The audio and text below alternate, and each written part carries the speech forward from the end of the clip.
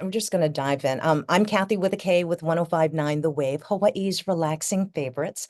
Thank you so much for including Honolulu and Kahului. You're going to be playing at the MAC on Sunday, May 19th, 2024. But the Hawaii Theater, you guys have goose pimples. I'm getting chicken skin right now, just thinking Oh, about thank the you so much. experience. So AJ Croce 2023 was your 50th anniversary Croce Plays Croce tour and leading Mhm. into 2024. Was Hawaii part of the itinerary or was the demand, it was just added on? That's how it's just kind of gonna go forward through the rest of this year. Actually, it started off with the Hawaiian Theater has been on there for almost a year, and they were really into it. We actually did a little bit in 22 for the sake of You Don't Mess Around with Jim, my father's album, Mhm. which came out in 1972. So we did a 50th, and then carried it forward because it was so popular into the next two albums, Life and Times and I Got a Name, which were all recorded in 18 months. Everything on those albums was written and recorded and toured in 18 months. So um, it's taking us 2.5 years just to tour it, which is kind of crazy. Is So, there an end but in sight for this? I think as far as the 50th tour, the way we're doing it, probably the end of this year, is kind of the end after the Western United States. We just found a really perfect place right before rainy season to come to Hawaii. So, so that was our plan, That's so and funny. yeah, and then fortunately, worked out to come to Maui as well. I've always wanted to play there, and I've been touring for 35 years, and this is the first opportunity I've had to come. And so doing this show there is going to be an introduction for all the folks there, and to me, and to a really special show with my father's music. It is really fun. Can you talk about the band that you have that you're traveling with? Are these the same members that you recorded your past 10 albums? And I also read that you have a new album coming out in the fall or winter of 2024. I have a new album. It'll be out early next year. I think maybe singles will come out early winter or late winter. That I recorded with Shooter Jennings, and I'm looking forward to that coming out. But this year is so dedicated to the 50th and playing Croce Plays Croce. It's been amazing. And my band has been with me for 10 years. They've been with me on a couple albums. The early ones were all different players, from over the years, different producers, different players, and this is an iconic group of players. On drums, Gary Malaber, who was with Van Morrison on Moondance and Tupelo Honey and those great albums. He joined Steve Miller Band in '69, was with him through the '80s, and Joe Walsh and Frampton and Bonnie Raitt and all this great music. My bass player, who also sings, David Berard, he was with Dr. John for almost 40 years and played with Etta James and B.B. King and the Nevilles. And we had those musicians in common because I came up playing, R&B and soul music as a piano player and songwriter, but that's how we got to know each other. And then James Pennebaker on guitar, my wonderful singers. It's just a talented Grammy Award-winning band. AJ, when you were thinking about doing Croce Plays Croce and your late father's music, Jim Croce. What was the process? It's just like when you've done individual tours for your own music, but it's like, you know how like the stand-up comedians, they'll test their work in like smaller clubs Of before they course. launch it. Oh man, I'll tell you, it took me, almost 30 years of touring before I felt comfortable doing my father's music, but it was for a lot of reasons. First, I thought when I started out, there wouldn't be much integrity in me just jumping in and cashing in on it. And I just didn't feel like that was the right thing to do. I wanted to be known for my own music. And so after a long time, it felt right. Also, I worked behind the scenes for almost 30 years now on his music and making sure that his musical legacy is heard in film and great television series, making sure that that it was respected. I picked up guitar later.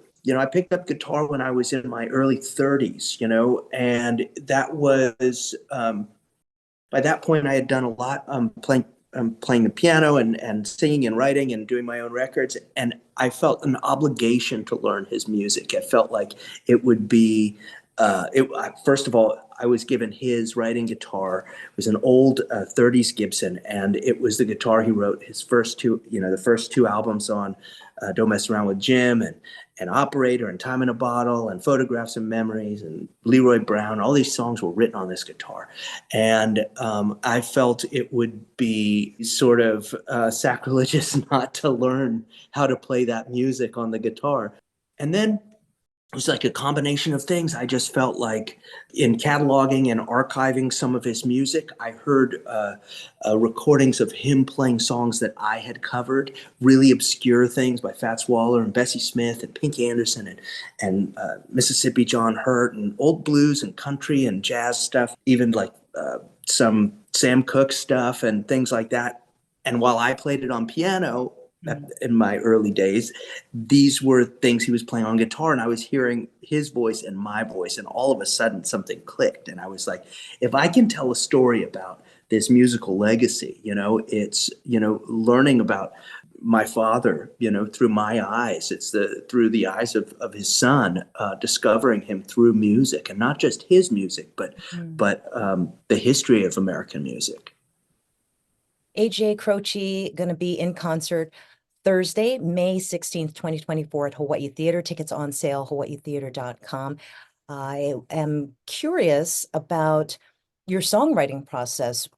Do you work with people with lyrics, with the music? Do you have Ray Charles as someone that you harmonize with, when you're doing your original pieces? So it's different for all sorts of songs. Sometimes I'll sit down at the piano and I'll find a melody that's really nice, or chord structure that's interesting. Sometimes I'll have a turn of phrase or an expression that gets turned on its head, and it works as a title or a theme or a story. To be honest, I've done a lot of co-writing with a lot of people. And for example, when I wrote a lot with Leon Russell, and when I wrote with Leon Russell, the way we usually did it was I would send Leon music and sing a melody, and then about an hour later, I'd get like 20 verses and 2 chorus options and a couple bridge options. I mean, and we turn them around like that. Sometimes towards the end of our writing, it was a little more collaborative.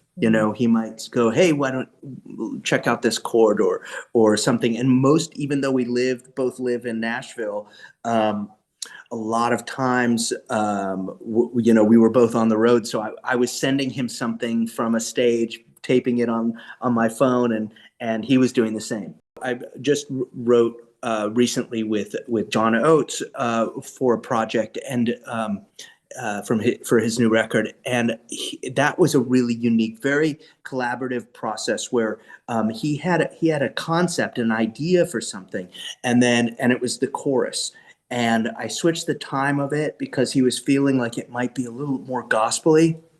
So we change it from 4/4 into 6/8, and all of a sudden we had this story, and it was really beautiful. And we perform it very differently.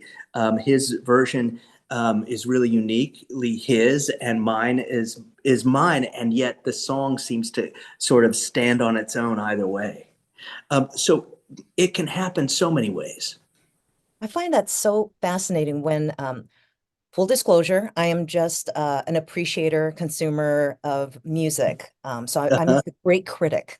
But I'm not a singer-songwriter or anything, but I really am so curious how people discover various disciplines and they're able to just move forward with it. Some people, like, I get to work at a radio station. I worked at a record store. So I know my lane. It's a wide Yeah. lane, but I know my lane.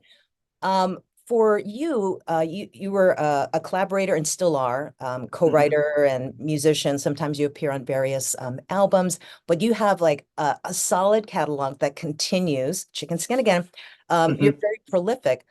When did you know, or did you always know that you were someone to be the lead or to have your own music up front, where some people are more comfortable being a session musician or being part of the band rather than being AJ Croce Mm. and band. I think there was I've had a lot of different I've worn a lot of different hats, no pun intended, Mhm. in my career for a lot of different reasons.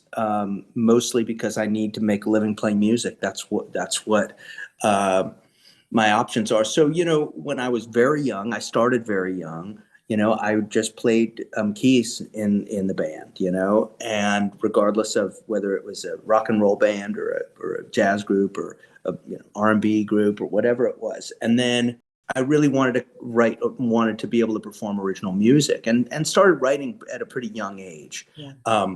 My first session, I was 17. I was living in San Diego.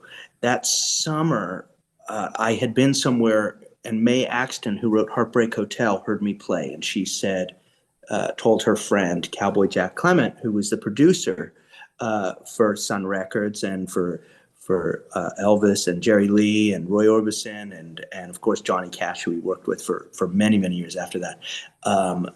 That he should hire me. And he did. And so my very first recording session, real recording session, was for Cowboy, and that was in Nashville. So he flew me down, and I walk in. Jerry Lee Lewis walks out. I don't know. I'm filling in for him, and this is like so crazy to me. And it's James Burton is sitting on the couch. James Burton's guitar player for Elvis in 1968, and Jerry Sheff is on bass. It's Elvis's band sitting there, Ron Time, and now I get chills. so like thinking back about and it was for me, that was how it started. But then I was writing my own music. Cowboy wanted to hear it, and I wasn't real. I sort of developed individually. Each talent developed on its own. My singing and my piano playing and my songwriting, they were all kind of coming up in their own way. And I think I was a stronger piano player at first. And then the songwriting came, I think it just kind of developed. By the time I was, when I was 18, I started to have a good number of songs that were pretty solid, and I was the only one that was going to be able to sing them. And simultaneously, B.B. King heard me and asked if I'd go on the road. So I started opening for him and then sitting in on a song or so. I didn't have an agent, a manager, didn't have any of the business stuff happening. By the time we got from Vancouver to LA, I had half of that stuff and was looking for a record deal. And by the time I was 19, I signed. It took a little while to develop the rest of the songs after signing and making sure that it was all right. And so that's how it happened. And then once that happens, then you're like, well, label wants you to make another record, and you've got to, and you're on a roll. And it's like, I feel like at the time I felt like everything was going so slow. I wanted to do all of this stuff, and I loved so many types of music, and the idea of being in a box or pigeonholed into one style of music, because I love to play as a musician so many types of genres of music. But as an artist, you got to kind of stick to it, and that was so hard for me because the musician in me wanted to be challenged constantly by new things, the performer in me. And so, it all kind of develops. I think that the secret of this show is the storytelling. My father was not just a wonderful storyteller in his songs and his music, but on stage as a performer.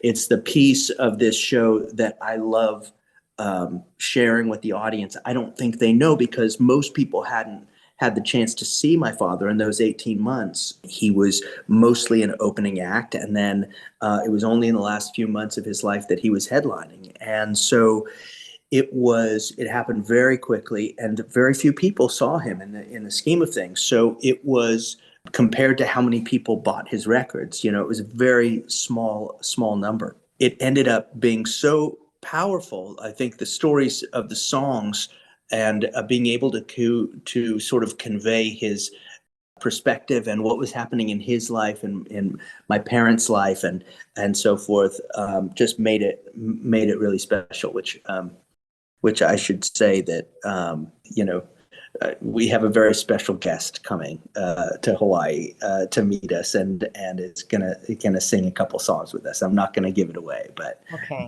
It's a special treat.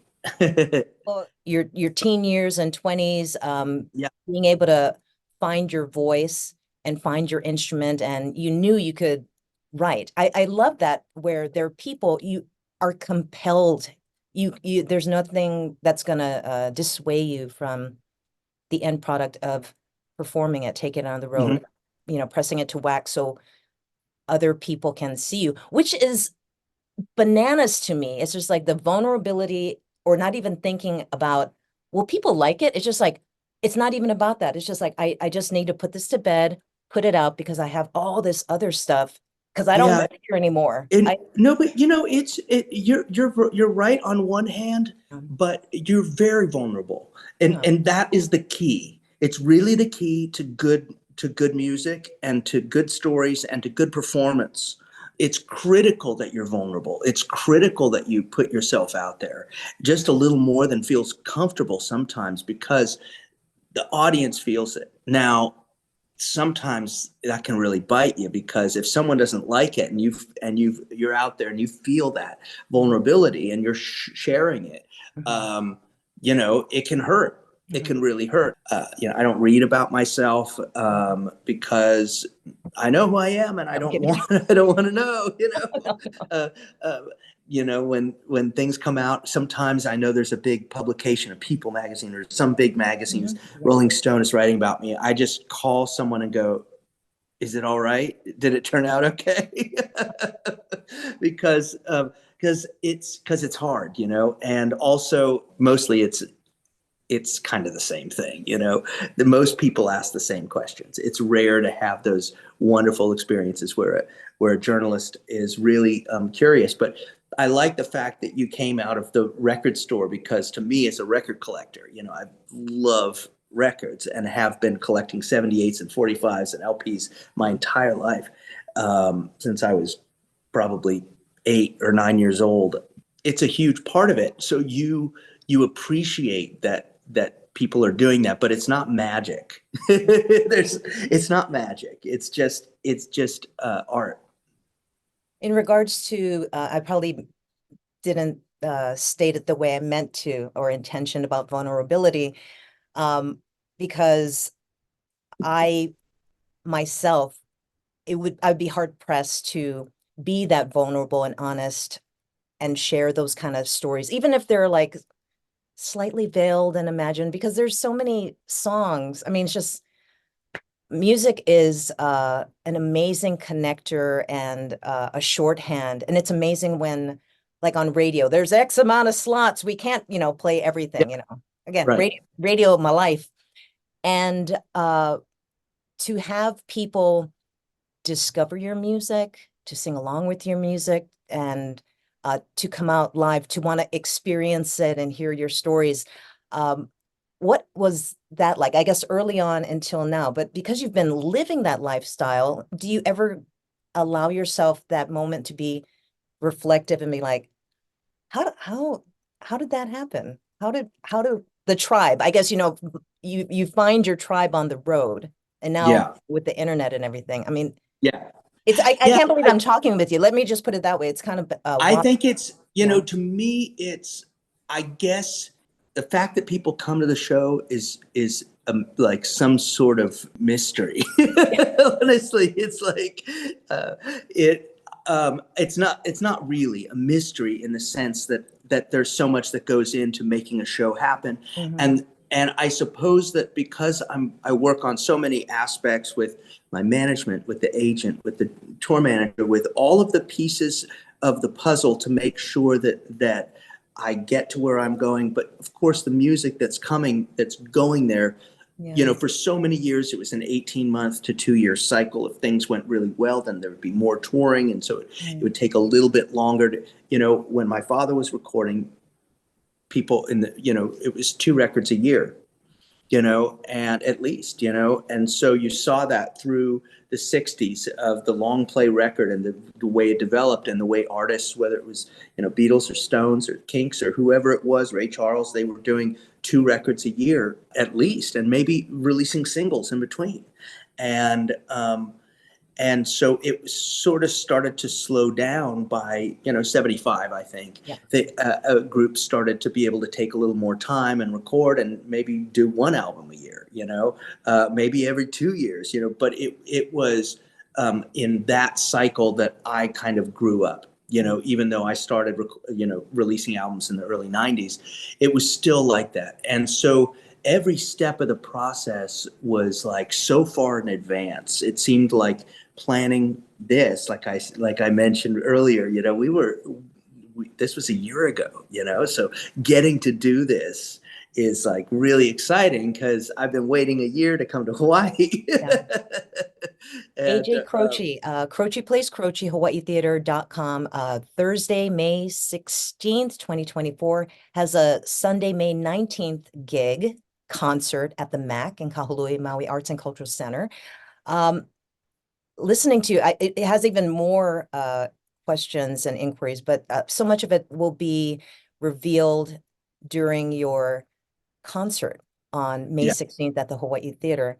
Oh, gosh, I'm just like, just sit on it. I'm cool. I'm but it's just like the song making process. I find it interesting because I miss buying the vinyl, the liner notes, and like, putting on and like listening to it. Now I buy things for my phone, and I don't get to read who engineered it. And I know that's the album art. When I was a kid, I wanted to go into graphic design. I'm not a strong artist, but the dream, I'm gonna go to Parsons and I'm gonna be like, later in life, I'm like Phil Hartman and doing, album covers, Yeah. A great graphic design artist and painter who was based in Maui for many years, Ruby Mazer, who did my father's second album cover. Worked with a number of folks who've done that, and it's a fascinating art. Henry Diltz and Gary Marshall both worked together for many years, and Jim Shea. It's an art that I love. Now. There's kind of an interesting thing. I was messing around with this idea a few years back. I was in an airport and I was listening to a song, and I realized that I could only hear part of it because it was stereo recording, and it was panned so hard that I could only hear one side of it. Reminded me of like when the speaker broke in my old Ford Mustang, and like I could only hear one side of the recording. I was listening to these mono recordings. It was a Sister Rosetta Tharpe record, which I had transferred from vinyl onto into a MP3, and then also transferred this Kinks album from the 60s onto MP3, mono recordings, both of them. And all of a sudden it sounded so good on my iPhone. I was like, okay, well, this is a really curious thing. Why does it sound so much better than the stereo recordings? It just does. Convinced my label at the time to let me record a mono record, which I did, called Just Like Medicine. And we recorded it, like all my records, to tape. From the tape, we did it the old way of mixing, all hands on deck. Every time we mixed a song, each version was uniquely its own. We'd keep it, try another one, see if, make sure, but each one was a little different. Like maybe the vocal was just a hair louder. This was not done on Pro Tools. This was not at a computer. This was really old school, and did it with Dan Penn, who had recorded and written all those great things for Aretha and Box Tops and James and Bobby Purified, all that Muscle Shoals and Memphis stuff. At first, he didn't know why in the world I'd want to record mono. And then when I played it back, the very first rough mixes we had in mono on the phone, he went, "Oh, I get it. And I think there's just something about that. You hear things a certain way, and I relate this to your love of the way it sounds, the way it feels when you hear it a certain way. It really changes the whole experience. That's why Sing Music Live is so powerful. because, you're so present. AJ Croce. It's Thursday, May 16, 2024, Hawaii Theater. You can go to ajmusic.com, hawaiitheater.com for tickets. It's Croce Plays Croce. It's the 50th anniversary in tribute to his late father, Jim Croce. AJ Croce is going to feature some of his music and mutual influences. Vinyl, this was just a bonus thing then for me. Yeah. As far as Yeah. like vinyl, are you going to do any vinyl shopping? I'm going to email the gal who connected, The but PR I'll just firm. like suggest some record stores if you Please do. Yeah. I'd love it. And when I'm there, I'm purely looking for Hawaiian music. Oh, So yeah. Okay. yeah. So if you can give me a place that has like the really good, anything from like the old days of like from like the Salhupi kind of stuff. Yeah. Up through like the Exotica period or Gabi Panui. Do you have any of his music? Because I have. do, yeah. Okay. I love the Hawaiian music, and I would love to get some of those records. I'm not going to have much room in my bags, but I'll have a little. I'll be close to the city, so when we land, so certainly the day of the show, before sound check, I want to go over and check it out. I've been to Honolulu and to Oahu many times, but I still, I don't know it that well, because usually when I'm there, I'm someone's taking me somewhere, or I'm just lazing on the beach, So I was born and raised up here. Friends and family visit and they want to go to the beach. I'm like, okay, because it's like sand, parking. But once you're on the beach, it's like Waimanalo Beach. It's just like, oh man, why don't I do this more often? It's because I have to work in order to afford to live here. Yeah, exactly. Do you see yourself as a working musician, and that what kind of grounds you to creating the albums and the music and the way you tour with your band, and how you just kind of travel the world with your music? Of course. Yeah. No, I mean, I'm a hardworking musician, and I'm a band leader. Being a band leader, I started really young as a band leader at 19. Most of the guys were older. Yeah. In my group. Most of the people I worked with were older when I started out. Mm-hmm. I had to find a balance of learning how to lead a group, lead a band, and be respectful, and also be respected in the process. Yeah. I think it's a job, but I can't imagine one that I would like anymore, because it's really more than that. It's a career. Some little parts of this are a job, because they are, but the big picture is that I can't imagine doing anything else, and I'll do it until I die. That's so cool. You should have a workshop. But I think the next time to Hawaii, maybe on Hawaii Island, there's a Hawaii Songwriters Conference that they developed. Cool. It's been going on for a few years. And singer-songwriter, people who do music for a living, you must sense each other when you're traveling, and of course, yeah. It's hard to get together because you guys are working. Every once in a while, there's two theaters that are across the street from each other. Every once in a while, you're in the same hotel. A lot of times, you're in the same airport, passing each other. You end up running into friends, or sometimes you'll see on the billboard that they're playing the night after you, and you know them, and you're like, "Are you in town yet? Have you gotten here? And if so, you want to grab a drink after I play?" Yeah.